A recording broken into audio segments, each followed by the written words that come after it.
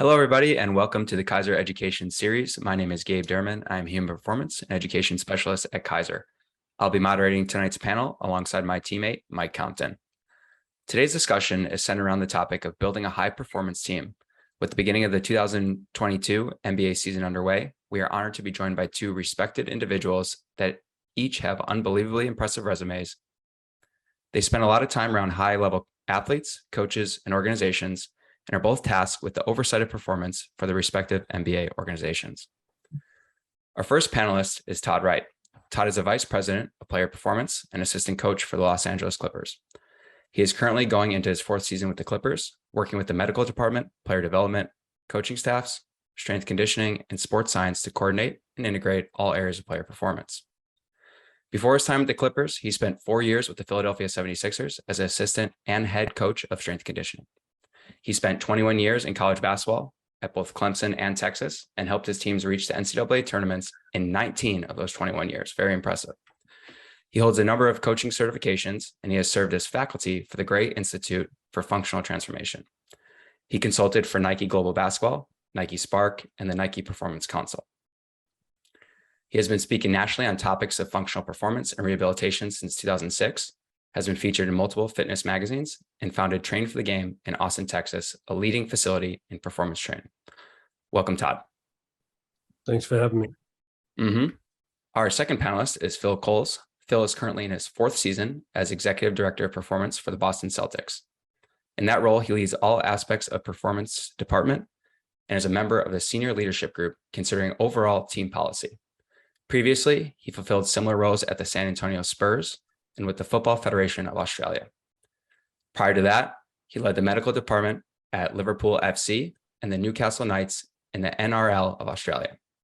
Phil is an APA and US accredited physical therapist, an ASCA accredited strength coach, and an ESSA accredited high performance manager with nearly 25 years of experience in professional sport.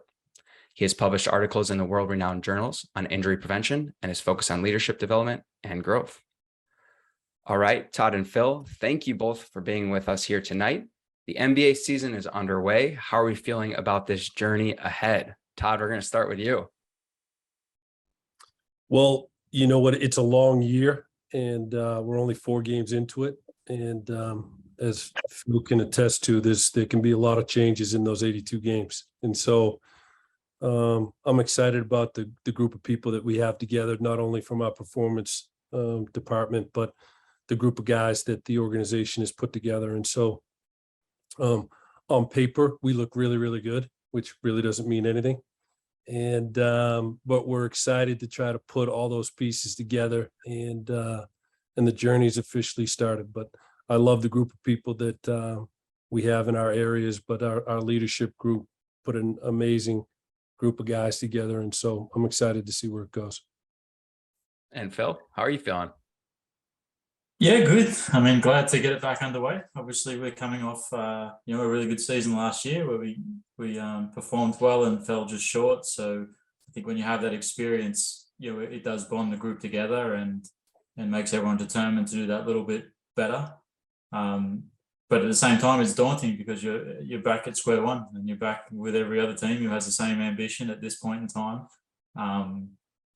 It's a long season. There's going to be a lot of twists and turns. But as Todd said, we're in a similar boat that we've got a really good team. We're both on and off the court. We're really comfortable with where we're at, and we're looking forward to getting into it. And we'll see if it takes us back to the level we got to last year. Yeah, obviously a super impressive year last year, and congrats on that. And then Todd, to see you guys at full strength now, this is really awesome. We're really looking forward to seeing what you can do in the Western Conference there. So, we'll get into this conversation. And it seems that in 2022, a lot of professional organizations and even universities at the college level have adopted a high performance model, or at least trying to consider a more holistic approach to athlete well-being. Before we get into the depth of the conversation, though, what does the term high performance mean to the both of you? And Phil, we're going to start with you, then we'll kick it over to Todd. I guess really for me, it's about creating an environment that allows people to perform at their best. In its simplest terms. in a very basic physical sense, it's about giving your athletes the durability to be able to practice and play at the level they need. And then it's about athletic development to give them the physical tools to not just compete, but to excel. But I think beyond the physical nature of high performance, it really is developing into a much more holistic picture of creating that environment. And that can include, you know, the logistics of how things are done within an organization. It can include, you know, the skill acquisition area and development in that space. And probably most importantly, the personal development with players, you know, and that can be from their personal wellness and their mental skills performance to their leadership development, and creating an environment and systems which help players develop in all of those spaces really helps us work towards our end goal, which is having thorough, process-driven, curious, and ultimately independent athletes who you can put in any environment, and you know their skills can then allow them to shine, and we hopefully, as a high performance group, are giving them the best opportunity to do that. Yeah, Todd, go ahead. You know, I think that the key word that that Phil shared is environment, right? Like you want to create environments that bolsters every area possible that can influence the athlete's performance, right? And so, you know, we have a unique job that no matter where the players are in their life cycle of their career, it's our jobs to try to build out those environments to create support for any need that potentially could come up for that athlete, no matter where they are in that part of their life cycle. So, for example, you know, we may have older guys, right, that have had, you know, some injury history and surgeries. Like, do we have a toolbox that can provide them their ability to maximize their performance? Where if you have a younger guy that hasn't been as you know, is banged up and is coming in and needs a different plan, do you have all those tools in that toolbox to help support every area of the pillars of performance that can influence the athlete? And you know, Phil shared a couple of those pillars, but you know, in regards to food, sleep, mental skills, you know, how you move and how you train, building out those systems with each, you know, person that's in charge of their respective areas, and then, you know, just try to aggregate as many marginal gains as you can out of each one of those areas to just help influence the athlete, you know, and hopefully giving him a positive trajectory in his performance experience. Yeah, so some of the key terms that both of you shared together and kind of the overlap there is environment, which you pointed out, Todd, that Phil said, systems and pillars, and support are kind of the big things there. So let's get into that a little bit. We see on your staffs, we have PT, nutrition, athletic training, strength and conditioning. Todd, we'll go to you first on this one, then we'll go over to Phil. Tell us about how you've organized those systems on your respective staffs, starting with the beginning of your tenures, which for both of you is about 4 years ago, and then the evolution into what it is today. Sure.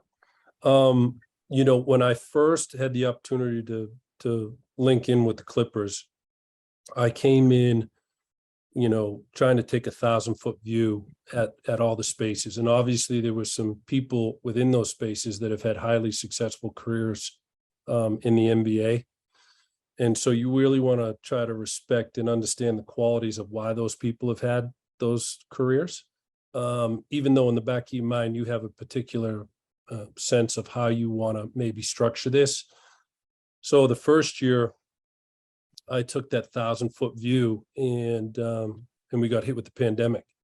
And so the view kind of got a little skewed. And Phil, I think you and I both started right around the same time. Maybe you might have started the year before me, but that altered how you looked at evaluating the space.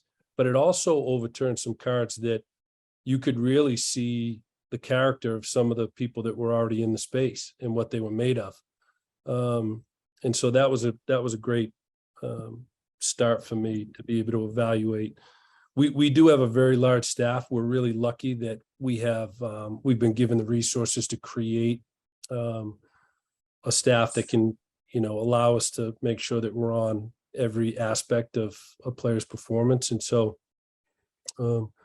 we do have 4 or 5 people in the performance area that help us, including a G League strength coach. But the head strength and conditioning coach has a performance coordinator title that allows me to, feather him into some of the leadership qualities and coordinating some of the performance areas, because he's so well connected with the players. And then we have 2 assistant strength coaches that are full-time, and then a G League strength coach. Our sports science department, we have 2 young men that really complement each other, one in Jay Porterfield and another one in Adam Virgil, that they have some diverse skills that really complement each other. We have a pretty large kitchen staff that we have an executive chef and 2 assistant chefs, and then an intern. And then we have a sports dietitian that we just acquired in the last year, which has been an amazing hire for us. And then we have our sports psychologist area that Sarah Hickman leads, and she has a very diverse background in some MBA and football and special forces, that she's a great resource for our team. And we're overseen by John Meyer, who is he's the chairman of the Performance Health and Wellness Group. John and I met back in 2004 at a school called out of Applied Functional Science. It was called GIFT, Gray's Institute of Functional Transformation. And at the time, John was overseeing all of Southern Cal athletics, USC, and he was a PT. And when I linked up in Philadelphia, we had some issues. So I brought John in to consult and help us a little bit. And then sure enough, John got this Clippers position and brought me over. Our medical group is a large group where we have a director of medical services, Jason Powell, and then we have director of rehab is Maggie Bryant, and we have a senior PT that's Jesse Phillips, who has spent some time in the NBA, and we have an assistant trainer, Tommy Murdoch, and then a couple other staff members that bolster that area in Colby Clarity and Raul Gonzalez. So it is a large staff. And then, I kind of clumped the player development staff into the performance staff to a certain degree. And we work very closely with those guys and communicate with those guys on a daily basis. And so there's probably 8 or 9 people in that group. So it's a really large group, which can create, really makes you think how you can communicate on a daily basis to make sure that, everybody's just hearing things that could potentially be happening that could help the athlete, go from where they are to where they want to be. But that's basically our staff. And, the performance staff is Daniel Shapiro is my head strength and conditioning coach, who's been in the league for probably 15, 16 plus years. And he's one of the best connectors I've ever seen in the business. He's amazing with the athletes. And you mentioned Wes Long earlier, who we were lucky to steal from UCLA some months back, and has, a solid 15-year background in college basketball. But those two complement each other really well. And then we have Randy Shelton, who's an assistant strength and conditioning coach for us, and Eric Hodgin is another one of our coaches. So big staff, and it's great. I love a lot of moving pieces. I love action, but I'm really proud of the group that we've put together. They're great people, and some great stars that have been in it a long time. And then we have some young, talented people that I think that'll be amazing in their respective spaces. Well, I'd say it's really great to see, organization put the resources and dedicate the resource to building a staff like that, which is really awesome. And we are going to talk a little bit further about managing and the communication side of a staff that's that large, or, a staff of any size. So Phil, how about yourself? Can you tell us a little bit about the organization of your staff there with the Boston Celtics and evolution from where you started to where it is now? Yeah, we're, similarly set up as I guess a lot of teams are. I would say the Clippers are renowned for their staff support. So I'm sure Todd, with a staff that size, managing it in a way to get the best out of everyone is a challenge, but an enjoyable one, because you've obviously got a lot of talent at your disposal. We're somewhat similar. I was lucky coming in 4 years ago that my predecessor Johan Billsborough had done a lot of the hard yards in terms of establishing a sports science evidence-based culture in the group. So really me coming in was more about taking that group forward in one direction and helping it evolve, rather than sort of starting from scratch and having to build from there. In terms of numbers, I think we have 9 full-time staff who are in the core component of that what we refer to as the performance group, and that has from medical staff, sports science staff, and strength and conditioning staff. We have 4 people in the nutrition realm, led by our chef, who is a dietitian, which is nice to have. And then we have 3 performance staff with our G League team who integrate with us through training camp and different points through the season.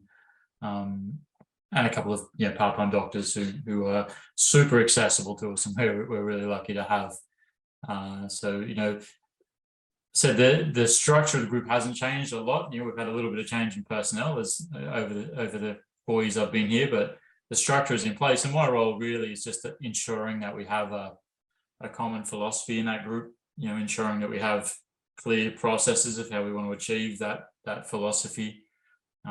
Is to hold people accountable within our group to following that process, and then ultimately it's to help support, protect to a degree, and develop the staff within that high performance group. And we've got some incredibly talented people, and if I can help support them and protect them and develop them, then we'll get we'll see results as a group from that. I think beyond that, it's obviously, as I'm sure Todd is in a similar position, but I'm the primary conduit from the performance staff through to the coaches, to the general manager, at times to the media, or through to the player agents, and then sitting in on the sort of senior management group for the franchise. It allows us to ensure that the high performance group has some representation, so at higher levels, and it allows us to have to ensure that there's always a high performance consideration with everything we do,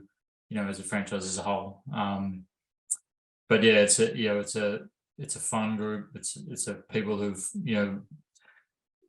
agreed and built together on sort of the core values we have and we want to take forward. And I think we're in a good spot to keep getting better, hopefully.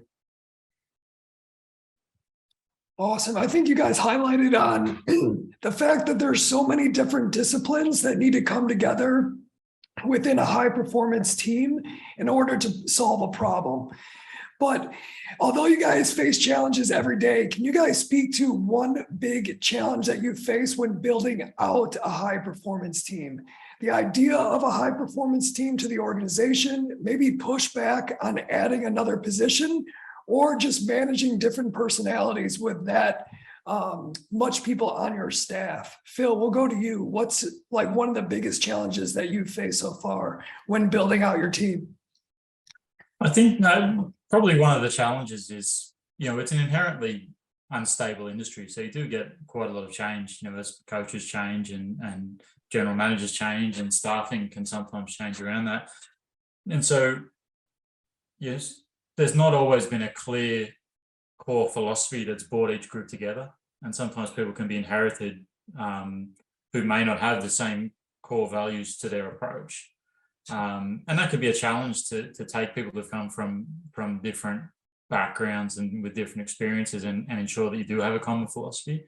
Now, there's a lot of benefit to having people of different experiences and backgrounds if you can get to that common point, because it obviously brings a lot of diversity of thought and a lot of new ideas, and it breaks you out of your bubble, so to speak, and it can really be a hugely beneficial thing as long as you have the basic core values that match. And that's the challenge, is ensuring that you do have that. And because we are in that inherently unstable industry, and people move around a lot, when you come in as a leader, figuring out, who does have that core values that will match. And then hopefully you get that from people of all different backgrounds and experiences, and you can add that diversity while you build out the common philosophies. But getting everyone on that same page and doing it with including everyone's skill sets and doing it with empowering people to do what they do well, but still ensuring that's all being done in a common way with a common philosophy for a common outcome. That's the challenge. And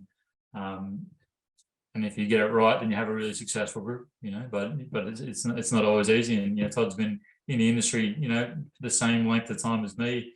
I'm sure we've both had positive and negative experiences with getting to that point in different groups,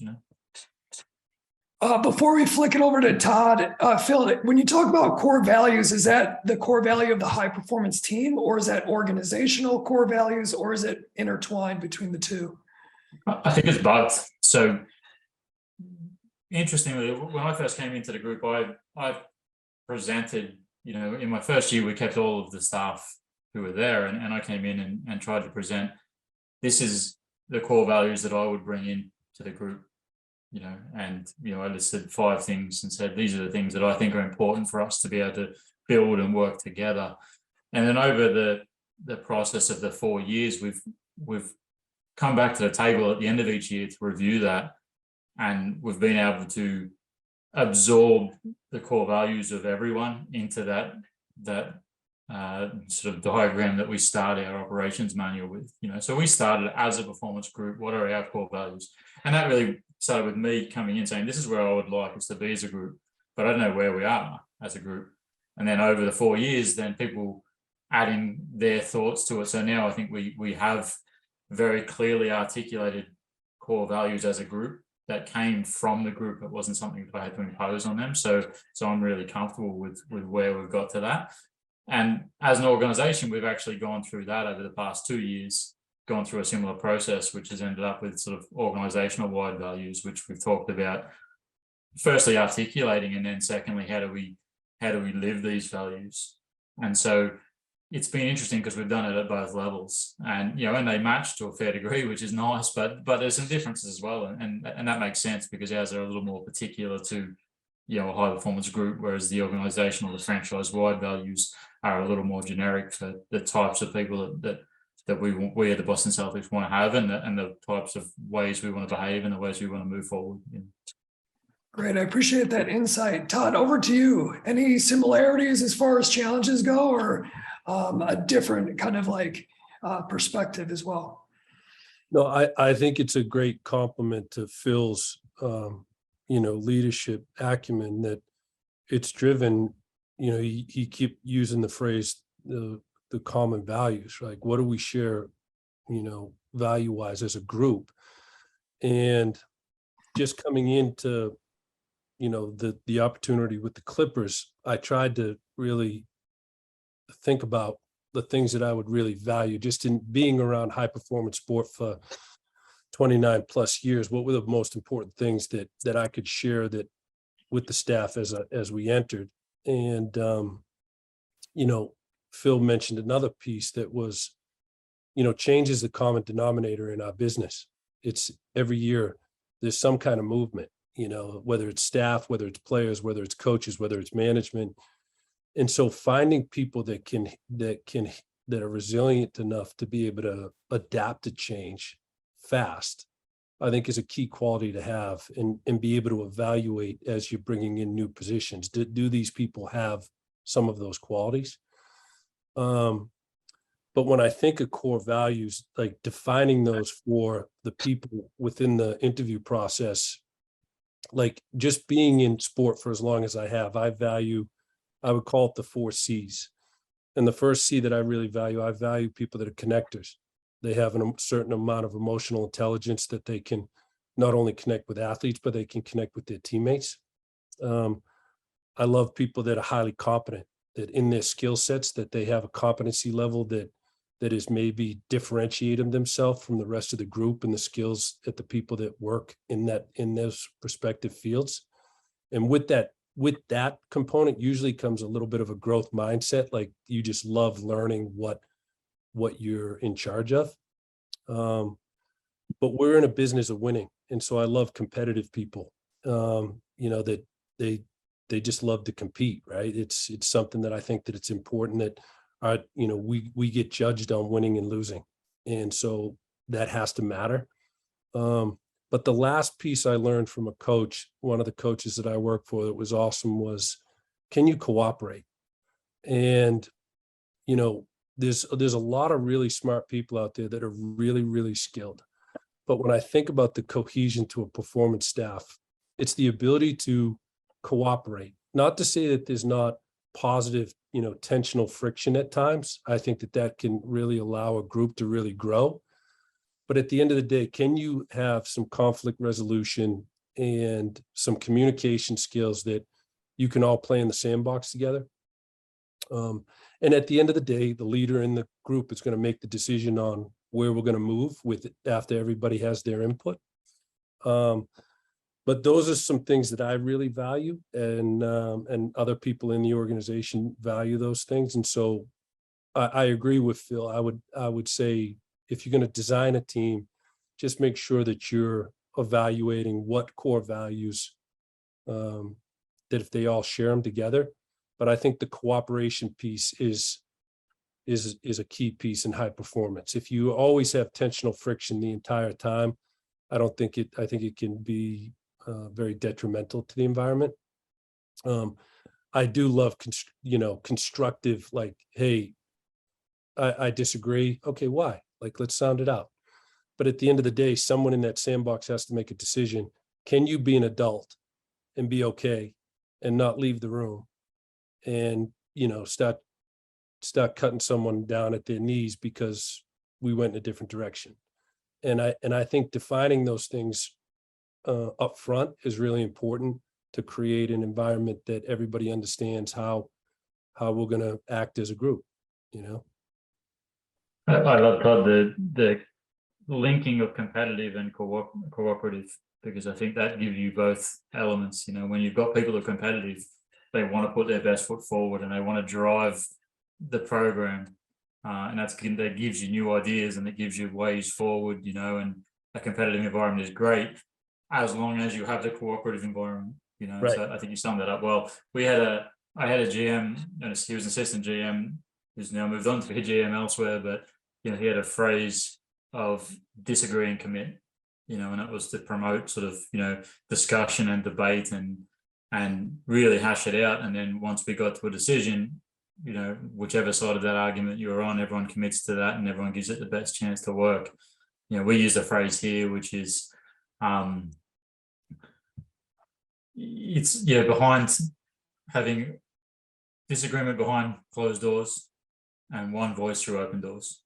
Yeah. So when we get together as a group, we want people to discuss and debate and do that freely and challenge each other in a positive way. But once that door opens and we're presenting to anyone else, then we've got one voice and we'll support that. Agreed. So both of you just provided some awesome little nuggets there, and I'm gonna dig a little bit deeper on the competitiveness and cooperation part. Todd, how do you vet for that when looking to onboard somebody? How do you evaluate that? Yeah, if I told you, I'd have to kill you, and I don't want to. No, it's not that complicated. I think that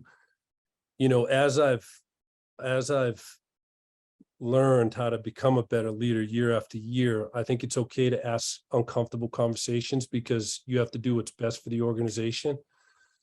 And so in those interviewing processes, I think it's important that you overturn some of those things and try to see if you're able to cooperate and play in the sandbox and just how much do you value competitiveness? I love how Phil tied in the competitiveness to,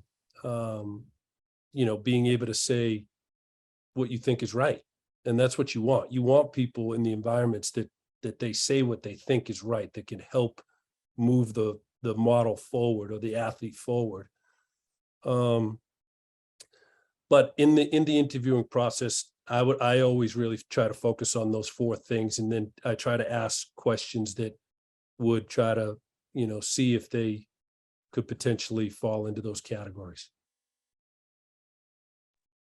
Yeah, those are great. Didn't really answer Yeah. the question, but I would have to. It would probably take a long time to actually give you the specifics to it, but most interviewing processes, I would really like to learn personally where they've come from, some of the adversity they've been through in their life, some of the jobs that they've actually done in their life besides anything in high performance. Like, do they come from large families? What's the biggest adversity they've overcome in their lives?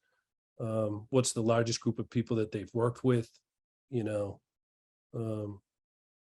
How would they grade themselves on how coachable they are? Those are, vague things but I do think it's important to understand those things before you onboard somebody. Yeah, and that ties in a little bit what Phil was saying, was that you could have these diverse experiences and backgrounds. It could be something that's outside of high performance, could be something you've never even heard of, yet the core values still remain the same. And those are the types of people that you're looking for, which is really great. So have you the 4 C's: connectors, competent, competitive, and cooperative. So that's really great. Appreciate you guys sharing. Continuing the conversation around onboarding for our listeners that are either currently in or hope to be directors of VP roles and oversee staffs of their own, there comes that time when you're looking to add a new position to your staff. Maybe you guys can both speak on this, but help us understand what that process is like when you're trying to add a new position, not just a new individual, and going to upper management or someone that oversees your department and justifying why this position is important. You need it for your team. You've been wanting for it. You've been there for a few years, and now you're like, hey, we're ready to do this. What's that process like to justify a position? Phil, I'm going to start with you. Well, honestly, I've always been really lucky with management that I've worked with. That I think if you go about these things in the right way, that everyone in any professional team wants the team to win. So for me, when we're looking to add someone, the first thing is you identify a need. That you see a need in your program, in your group, that you need to fill. And then you clarify, you establish what are the skills that we really need to address that. From there, I think you then, for me at least, I'd like to define a role fairly specifically. I'd like to come up with, okay, this is what we need. This is where we're lacking. These are the skills we need. What's a role? How can I define a role that would give us a practical way to get there? And once you've got that clearly defined role that brings in the skills you need, that then fills the gap that you need, I think it's sitting with management and explaining that, and then it's going through the budget process. And I've been lucky to be in environments where we're not super restricted by budget, but I've also, had significant involvement with AFL and NRL teams in Australia where the budgets may not be as high for staffing. And I've always by nature been, let's say, frugal, might be the nicest way to put it. I've had multiple general managers say to me, it's not your money, what are you worried about? But I think if you can show the need and you can show a role that has a very clearly defined practical outcome to get there, then it's easy to sit with the powers that be and establish what budget you're going to need to fill that. I think from there, then to me, it's not always the case, but I think if you can have an open, a transparent process to bring that person in, that does a couple of things. One, it gives that person the best chance of success because everyone is aware that it was a transparent process to bring them in. Now, the easiest thing in the world for me or for Todd in his position would be just to go and pick that person who I've worked with before, who I know exactly how they function. And there might be times where that's a necessity for a group, but if you can open it up to a transparent process, it just allows your opportunity to get more diverse thought into the group. So that would be my next step, is to try and establish that transparent process. And then where I think I've fallen down in the past, and sort of considered the onboarding component as an afterthought, whereas I think that really needs to be, again, to give the people you bring in the best opportunity to be successful. A thorough onboarding process is super important, and that looking at both the personal onboarding, are they coming with a family? Do they need support for the kids? Do they need help finding schools? You know, they're really practical. Are they coming on their own? Do they have any contacts outside of the franchise? Do they need help with accommodation? The more personal things, I think, you know, we need to take care of. And then from a professional sense, I think the onboarding starts with, you know, really what we talked about in the last question, but it starts with establishing the core values that you currently have in the group. You know, hopefully you've attracted the person who matches those, and your interview process was designed to do that. You know, the values said for us that evolved, but we articulated as a group at the end of the last season were to be thorough, to be process driven, to be accountable, to be evidence-based, to be practical, and to be enjoyable. And now that we've articulated them and agreed on them as a group, if we bring someone else in, you know, hopefully we've established we think they match those, but we can articulate them very clearly and say, this is what we're trying to achieve as a group. This is your clear job description. This is the organizational structure we have, so you understand what other people do. This is what you'll be held accountable to in your role. And this is where your opportunities are to drive us forward. This is how you can suggest change. This is how you can drive change. This is how you go about creating change. So I think having that onboarding process really linked to your recruitment is a significant part of getting the most out of the person you brought. And I know certainly I've failed in that in the past, where you put all your focus on getting the person in, and once they get there, you're kind of like, thank God they're here. We think this person's going to be good. Let's see how they go. And I don't think that's been fair. So, you know, we try now, and we'll continue to try to get better at following that onboarding process. Yeah, I appreciate the insight. It's a great answer, and thank you for that. And you mentioned sometimes the easy thing to do is to hire someone that you had a previous relationship with. Todd, I know if that executive chef is really good cooking up some good meals, sometimes the easy thing to do is to make sure you bring them along. So sometimes that's a necessity. Can I say it? You know, I've done that, you know, multiple times in my career. So sometimes for the time you have available, or for a very specific skill set you need, sometimes that's a necessity. So I'm not suggesting that I've never done that, or I don't think it's appropriate. I just think if you can work through an open and transparent process, that's even better. No, I agree with the open and transparent process. There's obviously, we've had experiences with people in our careers that we know that fit those core values. But in order for your entire group to understand that you're just not handpicking somebody, you got to make it a diverse group, and bring people in that they think could do a great job, you know, and like I said, we live in a competitive world. Let those people compete during the process. There were a lot of pieces that Phil just said that I think are great. I think the one biggest one, and Phil, you and I have both recognized this, is some of the choices that you and I have both made have really influenced our families, and they're huge. They're massive. They're massive changes. And so when I think about the onboarding process, when I onboarded with the Clippers, it was amazing. I couldn't believe the detail, which they included my family and my children, and like they all felt they couldn't wait to get to California, just because of how the company, you know, chose to make them feel welcome. I think it's a huge part in the process. And if you could do that, it takes so much stress off the person coming into the environment that's actually you've hired, right? And I thought that was a great point. When we onboard people, obviously giving them a description that's really specific to what their roles and activities will look like, and then explaining to the current group what those roles are going to look like, right? We've acquired this person to come in here and do these things. There's always going to be, you know, in the initial part, you hire people that are competitive and that are meat eaters. So there's always going to be a little bumping and, you know, getting out of the gates. And so making sure that gets navigated in a positive way is key. But I think that what I've learned in the short time in doing this is front facing that person with individual meetings with the players, And so, because they're going to be serving the players.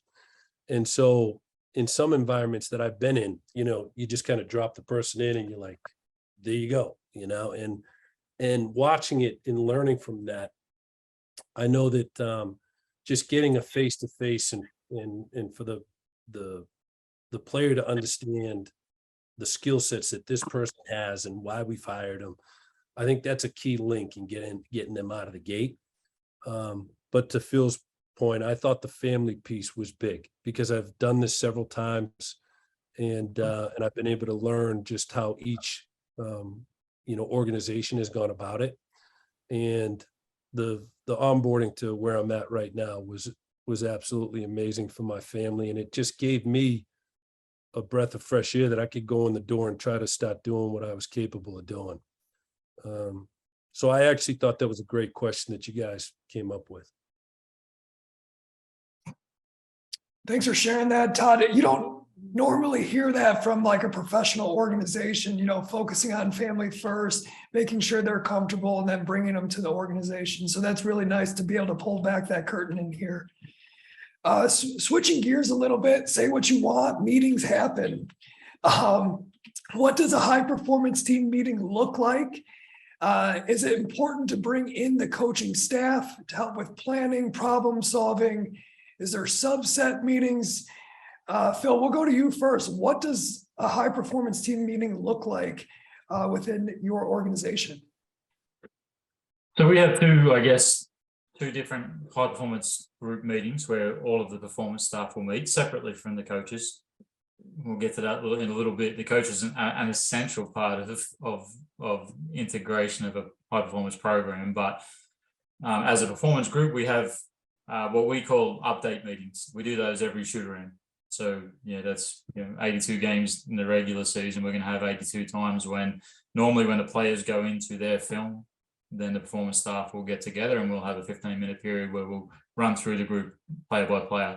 And we'll have a brief few minutes then as a group together to throw anything out there that we all need to be on the same page with. On top of that, we have high performance development meetings. Those are ones where we table specific topics for debate, and they're longer meetings. They're about an hour, and we start the season with the idea that we'll do these every 2 weeks. The reality as the season goes on is that they get less and less common. Hopefully because you've addressed most of the issues you want to address, but we have those which are sort of the more in-depth discussions of our processes, of our philosophies of what we're trying to do. And so we try and do them every couple of weeks. The update meetings we do all the time. So in terms of involving the coaches, part of my role is being that conduit from our group to the coaching staff. So I sit in on every coach's meeting, and I think that's incredibly valuable for myself and for someone who represents the performance group to be there, not just to give an update at the start of the meeting, but to be there through the discussion of a whole meeting. Because it means I'm always able to have a good understanding of exactly what the coaches are trying to achieve in any given session, in any given game, any given period of the season.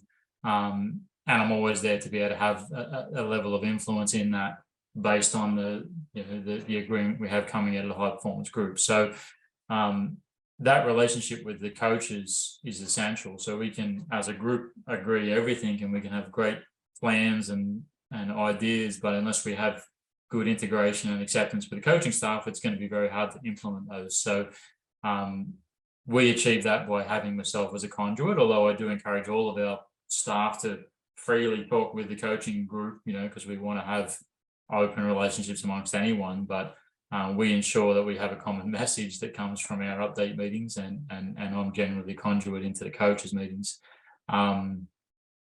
The other thing that in terms of how we involve the coaches is that I've always stressed, and I'm not sure where Todd sits on this, but he probably is similar, but there is certainly different viewpoints that ultimately nearly everything that happens in a practice session, and certainly everything that happens in a game, is a coaching decision. So I look at it as we're there to provide the best advice we can on the preparation of players, the preparation of the environment, and what the players need to do to be able to perform at their best. but the coach is considering not just my opinion, but the opinion of other coaches and the opinion of the general manager, and he's considering the psychology of the players, and ultimately the coach is the primary person responsible for the team result once they're out on the court. So I always defer to the fact that the coach is the final person who should make the decisions as to how the practice session is put together. And in the best coaching relationships I've had, you can have good, honest debate with them sometimes on how that plays out. And so hopefully you feel that they value your input and you can have some influence over how that program's been put together. But I never want a coach to feel that I'm dictating exactly how a session should play out, because I think ultimately that's a coaching decision.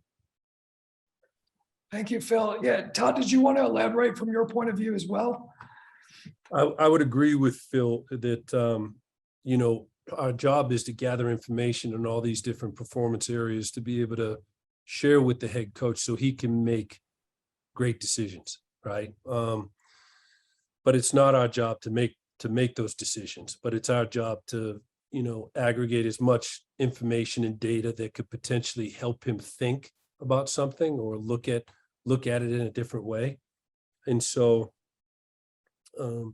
they are crucial. The coaching staff is crucial, and management, right? How they want these players to be developed. And,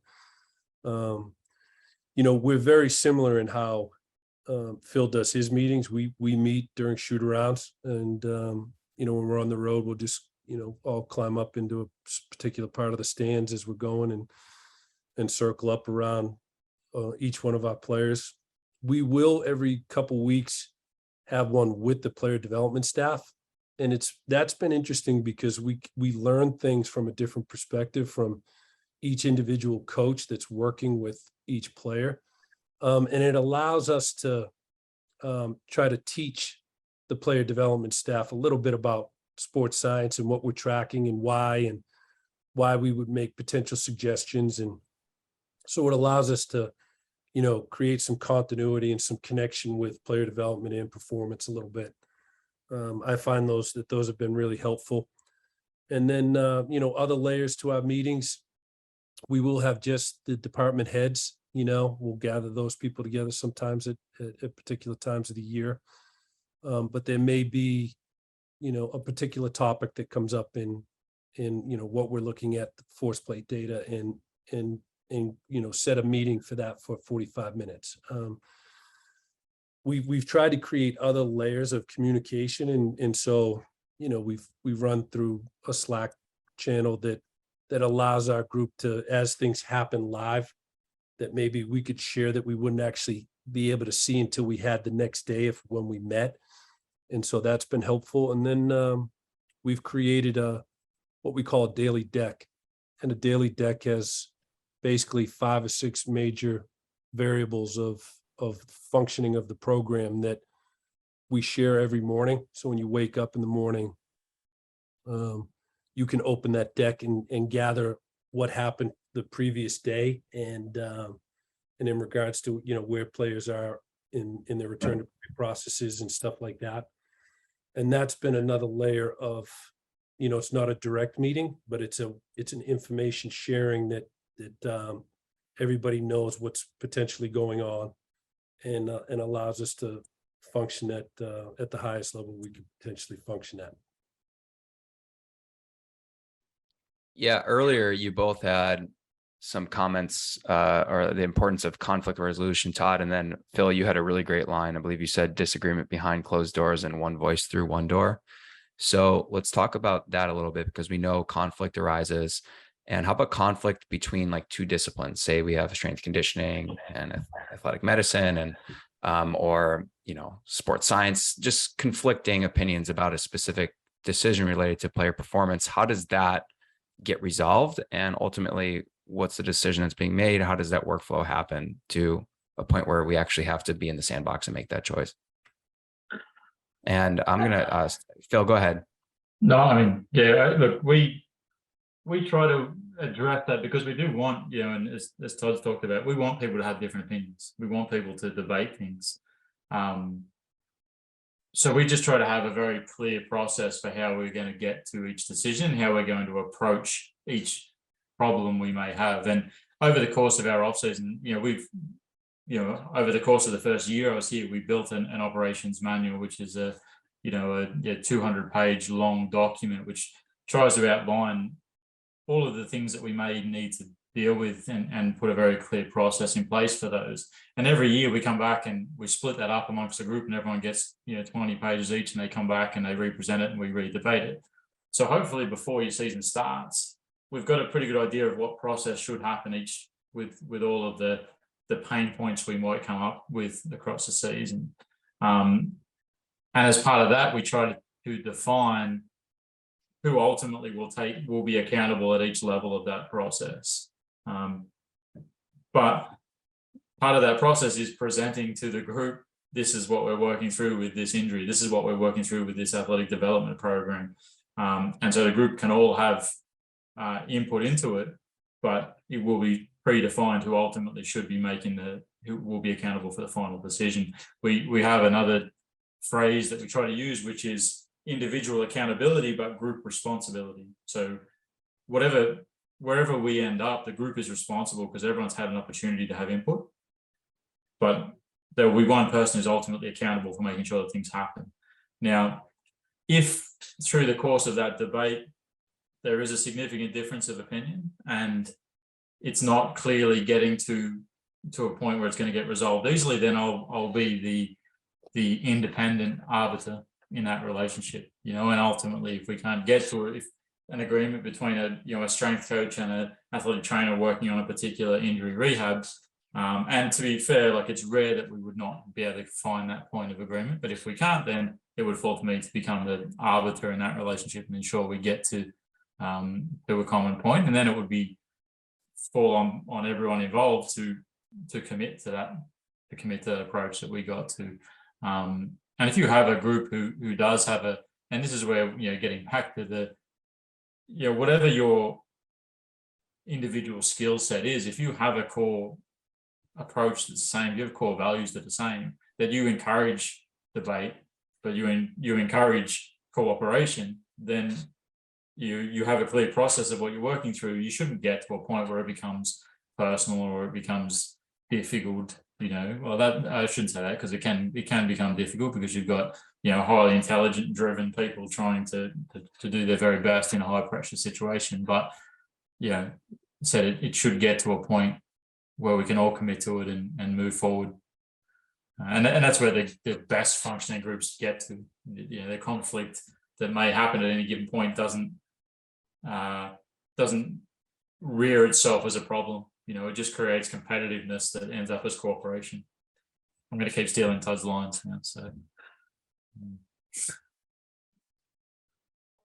another one really well said. I mean, Phil's point of we want highly competitive people that feel like their point of view could be relevant in helping create the solution. And I would lie if I didn't say that sometimes that becomes contentious. I would say this, though, that I think as leaders, it gives us an opportunity to teach our people on how to articulate and communicate in a productive way, right? And so if and when that communication becomes somewhat emotional or personal, you have to mediate it, right? You have to, he used the word arbitrator. That's not acceptable, right? And I think that just defining that behavior, that look, this is not something that's personal. This is something that we're talking about to try to come up with a solution. And the art of communication is key in that. And it gives you an opportunity to teach the people within your group how to do that, right? And it's not easily said than done at times. But I do think it's a key part to performance groups growing, right? Like, and my thought process has been really challenged, and I was pretty staunch in where I stood in wanting to, accomplish some things, and I've tried to keep my mind open, and I've really been able to learn through those processes that there's a lot of different ways to skin a cat at our level, and sometimes skinning that cat has to include how the player sees the world, right? And so our players, they come from different backgrounds, they have different influences on their training. They hold a teddy bear, right? I call it the teddy bear. They have a comfort zone of this is what I know and this is what I got. And so it requires a balance of us, not only as a staff coming up with a solution, but now how do we communicate that with understanding the teddy bear that the athlete's holding, right? And there's an art in that, that how can you educate an athlete on why this would potentially be the best strategy to help them go from where they want to get to. So there's another layer in it, right? Because there's the staff, but then you have the player. And if you had a highly successful player that's done it a particular way his whole career, it's hard to rebuke that he's done, why fix something that isn't broke, right? And so there's a lot of layers in the problem solving, which I kind of love. And, sometimes we catch cannonballs, and you catch them before they blow a hole in the boat. Someone fires a cannonball, it has a chance to ruin the team culture. And do you have people that can reach up and catch a cannonball and put it down on the ground before it blows a hole in the boat? And so I love the individual accountability piece to how Phil spoke about it. But at the end of the day, Phil and I are both going to be responsible for how that strategy and solution gets implemented and if it creates a result. And so we as leaders have to be able to push back when we feel like there's a reason that we sit in the seats that we sit in is because of a lot of mistakes and a lot of learning. We've been on the earth maybe a little bit longer and been influenced by some great athletes and great coaches. And so we've been able to see a lot of things that work and don't work. But at the end of the day, I love the word accountability, but at the end of the day, if Phil and I feel like you got to step in and make that decision, then that's what you have to do as a leader. Yeah, some great responses there. I appreciate that. And Todd mentioning, it's great if you have the best people, the best systems in place and the best people to fill that system in place. But at the end of the day, if that can't be communicated to the player and it can't be implemented with the player and understanding how the player learns and the player can't cooperate with that, then, surely that doesn't matter. So I like the insight with that and the teddy bear. How about in sport? Obviously, athletes go down with injury, and when this happens, how do you leverage your entire high performance team? What's that communication like? I'm curious to know a little bit about like the sports psychology part of it, all the way to the chef, to athletic medicine, and just like how from the moment that happens, like the conversations that start to happen and where that information is, all that get funneled to the both of you, and then you start to help, create this plan. And how do things happen like that from the moment the player goes down, and then kind of like who's involved at these different steps and checkpoints throughout the reconditioning process and return to play process? And Phil, I'm going to go with you, and just really any insights you can provide about, hey, injury happens, this is kind of our workflow, this is what happens. Yeah, so I mean, again, we have a very clear process that we review every year as what should happen when an injury happens. And for us, it starts with we'll have two independent people assess that injury. So typically with most players, they'll have a particular trainer, physical therapist or athletic trainer they may work with regularly. But we don't want them to only see that one person. So we'll say, okay, first point of call when we have an injury is we're going to have two independent sets of eyes assess that. One will be the trainer that they typically work with, and the second may be a team doctor, it may be myself, it may be one of the other senior trainers that we have on staff. From that point, there's sort of two divergent things that happen. One is that I'll go off to the other things that need to happen in the NBA, which is contacting the coach, contacting the general manager, contacting the player agent, and putting in place things outside of the injury. And then from an injury perspective, we bring our whole performance group in.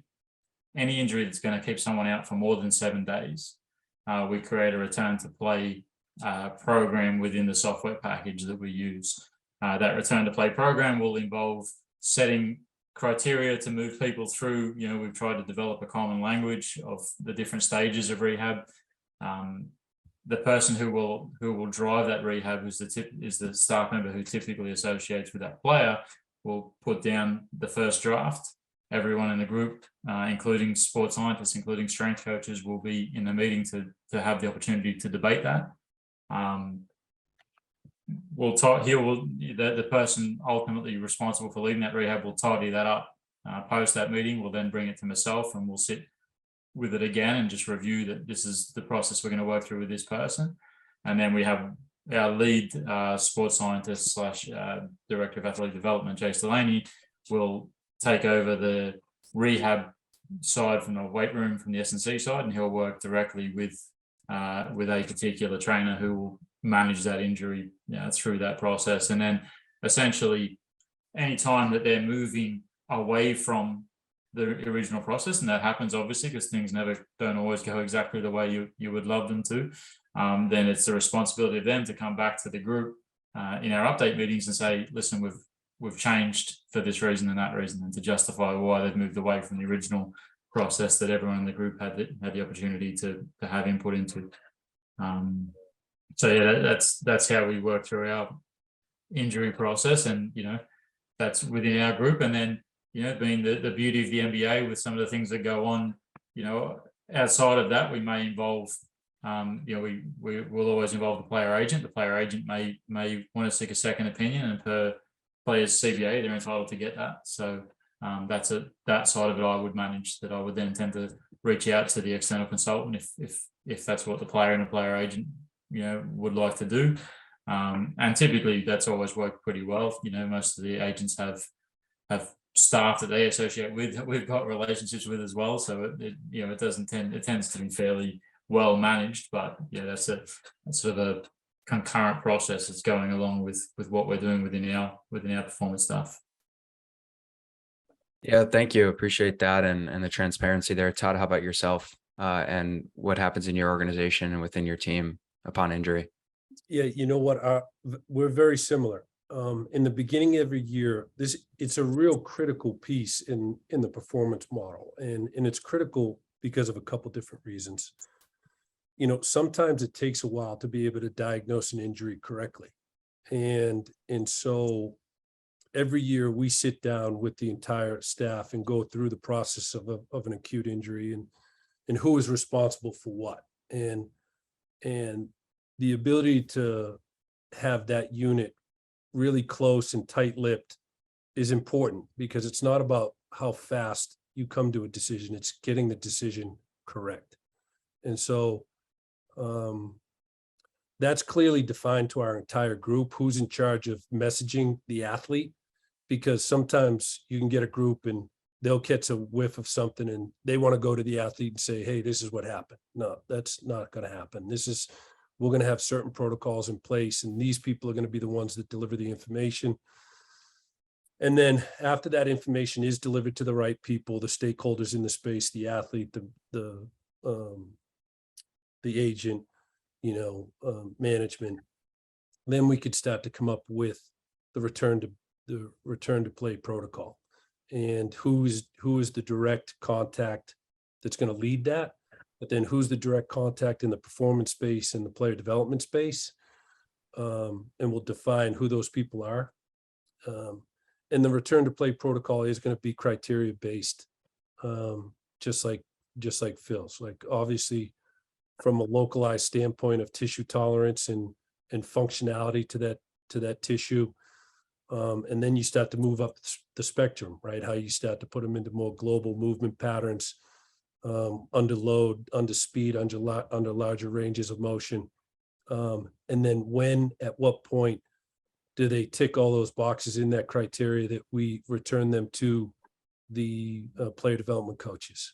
And now what does that return to play look like? The ability to do specific offensive moves, the ability to handle different closeouts and different defensive patterns, body on body contact, and then layering it back into finally the last piece is, being able to put it into 3-on-3, 4-on-4, 5-on-5, where there's a little more cognitive load in the process, right?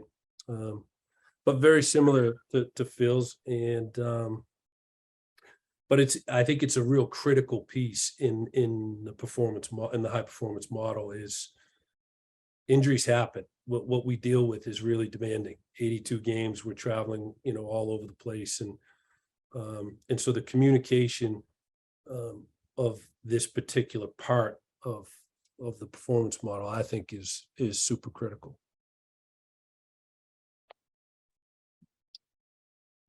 Absolutely. Thanks for sharing that, both of you guys. We're going to switch gears a little bit here, but Phil, you definitely have a ton of experience outside of the US, coming from Australia, spent some time in the UK. What would you say is, if there are any, differences compared to the US in regards to a high performance model? I mean, it's interesting because when I first came out to San Antonio, which was my first experience in the US, was with the Spurs. Part of the reason they recruited me was because they were trying to change to a more Australian-based performance model, with what they referred to at the time. And I think the Australian-based performance model and the European-based, certainly the English-based, is very similar. So I'm not sure it should necessarily be prescribed to Australia per se, but they were looking to move down that path. And so I straight away went into an environment where we were trying to work under that way. And that kind of that process had really happened at Boston before I got here. So I don't have a lot of experience working in the traditional US model. My understanding of the difference is really is that, having someone in a high performance manager or director of high performance role, or whatever you want to call it, in a leadership role in this space, is about ensuring that you have a common philosophy and all of the different groups are not working in a siloed way, that all of the different skill sets within a performance group are working in one way and with one voice moving forward. And I think, again, without really having a lot of experience in a traditional mental model, it was a little more siloed, with people all reporting directly to the coach or the GM on their particular skill sets. And I think that model can work very effectively if you've got all the right people in place, but it puts a lot on the GM or on the head coach to be taking information from a lot of different people. So I think that was the primary difference, was that the type of role that both Todd and I are in now was about bringing that together and driving that forward in one direction for a group. And I think that allows us to have more influence over the program, which ultimately, if we're doing our jobs well, should allow us to create more success, because we can, as a singular voice with specialties within that, offer a more valuable service. So I think ultimately that type of model is becoming more and more common, and I think it allows us to get more success. But I said I didn't grow up in the American model, the traditional model, so I can't really comment that much on it. And there's always challenges coming from country to country and sport to sport. I worked a lot in football, in soccer, European football, as well as with some experience with rugby league and AFL, but I really had no basketball background coming in. And so I was really lucky that San Antonio were looking to do something out of the box and change their model and bring in someone with a different thought process. But at the same time, that brings challenges. I know you guys mentioned before we got on about having a common language, and that thing, it was probably midway through my second season in Texas. And I walked into the coach's office, and there's a whiteboard that had a list of words, just seemingly random words, maybe 15 words. I was looking at this whiteboard and I'm like, and I couldn't, and I looked and I was like, what's this? What are these? And he said, oh, that's all the things you say then when we don't know what you're talking about. And literally just picking out terms that no one else understood, that either were football terms or Australian terms or whatever else. So it brings some special challenges coming in from internationally, but ultimately I've been lucky that everyone's wanted to work in a similar system, so I've never really had any pushback in doing that here. That's great. I like the full transparency too, just like on the whiteboard for everybody to see. And it took me 2 years to notice it before I was like, they're all kind of things that make sense to me, but I don't know, they're not related, all these words, I don't get it. I love that. Thank you, Phil. Todd, over to you. I mean, you got 21 years in college basketball. Do you see a potential for high performance model in college, or is it a little bit tougher because of the amount of sports? I mean, being at Texas, what is there? At least 25 plus sports, maybe 30. How do you see for a potential, or maybe not at all, for a high perform or a hybrid maybe? Well, I think when you're lucky to be at a university like the University of Texas that has the educational resources, you could start to develop the grassroots to a performance model, right? I was lucky when I was at Texas. I had a large intern program where I had 4 or 5 kids every semester that created a pretty incredible think tank. That we had some amazing conversations. I think it depends on the infrastructure to the university, right? And if you have that infrastructure to be able to build out some of these spaces, the nutrition, a physical therapist, school, and can you work with those departments to potentially develop a grassroots kind of level and teach young kids what this potentially looks like? Phil used the word silo, and when you're thinking about, we work in a team environment, there should be nothing that should be siloed. And in the college setting, traditionally it was, you have the strength coach and you have the athletic trainer. There wasn't a lot of depth to it, right? And that's where, I was lucky then because it allowed me to have a generalist view of performance, right? And so I was in charge of trying to learn all these other aspects to performance, which helped me then. But yeah, I do think that it could be implemented. It's just, certain universities might not have the infrastructure and resources to be able to do it at larger depths.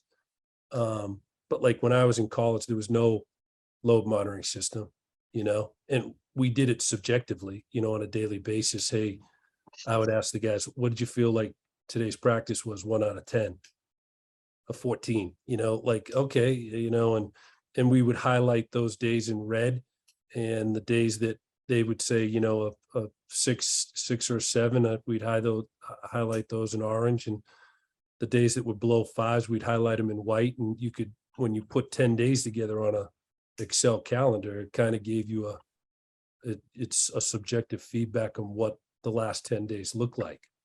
But I think well, I've been out of athletics now for eight years, college athletics. And so I know that it's evolved to a certain degree, but I think that there's a larger opportunity to develop it at the collegiate level. Great. And I think the biggest thing from that is like that communication piece. So like you had your different colors based on, what was happening with each athlete. At least that enhancement of communication is growing at that college level. And I think it's trending in the appropriate direction. I do want to thank you guys for your time. Definitely learned a lot. I'm going to flick it over to Gabe to wrap up, but thank you so much for your time. We appreciate you guys having on. Appreciate you, man. All right, so we're going to finish with 2 kind of quick, fun questions that I have for the both of you. Number 1 is going to be favorite city to travel to in the NBA. And give you a moment. And if either person's ready to go, you can blurt it out. Well, I would say it used to be San Francisco because I love the city, but after last year's finals, I'm going to have to. Yeah, good for you. I always loved traveling to the West Coast when I first got into the league. So I was really lucky to end up where I am. But a close second for me would be, I love New York City and just the diversity to it, and the restaurants, the food. I love the hustle to it. And then my sleeper is I really like Chicago. I like the city of Chicago is a great city too. But there's some great cities in the NBA. But I feel like I'm lucky that I'm living in one of them right now. So. Yeah, Todd, you're a food guy. You're a foodie. Yeah, I do like food. And there's a lot of foodie cities though. Yeah, no doubt. Well, appreciate that. And then the last thing we're going to ask here, it's something we ask all our panelists that join us for the K.E.S. is what does your own training look like right now? I know you guys are on the road. It's not always easy to, to be getting workouts in, but is it practice what you preach? You're around strength and conditioning all the time. Are you training for something specific, experimenting, or just training to be healthy? What's it looking like, Phil? My training is probably the butt of many jokes amongst the outperformance staff. I'm not training for anything specific other than to try and be healthy and not be too sloppy as I get close to 50. So I try to work out consistently because I really enjoy working out. So I do a very basic alternating lifting and intermittent cardio program just to probably for my mind as much as anything else. I really enjoy working out, so I try to spend 20-30 minutes 4 or 5 times a week doing something very basic. But certainly the strength coaches wouldn't judge my strength work as being the most effective. Let's put it that way. How about you, Todd? I feel you. As I'm getting older, I'm 52 now. There's a premium on mobility for me, and I was a strength coach by trade for 25 plus years.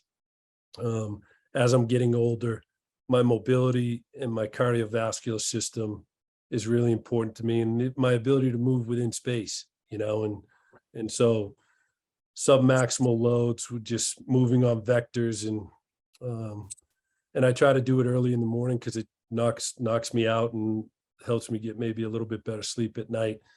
But as Phil knows, it can be challenging when you're getting into some cities that are late. But I'm trying to tick the box on a daily basis. If I can get it in the morning, usually helps me sleep. But if we have some late nights and travel, I'll always try to touch base and do a little bit of something in the afternoon. Yeah, absolutely. Well, that's all the time we have for tonight. And just a huge thank you to our attendees that joined us live for K.E.S. and a huge thank you to our 2 panelists, Todd Wright and Phil Coles. It is the beginning of the NBA season, as we had mentioned, and they're traveling across the U.S. So we're incredibly appreciative of their time and willingness to join us tonight. Please be sure to give them both a follow on social media. Todd, you can follow on Instagram at ToddWright_coach. And Phil, you can follow on Twitter at PC Elite Perform. This discussion will be publicly available on the KeiserFitness YouTube page, and the audio will be up on Spotify as well under Keiser Education Series. Thank you, everybody, and have a great night. Thanks, guys.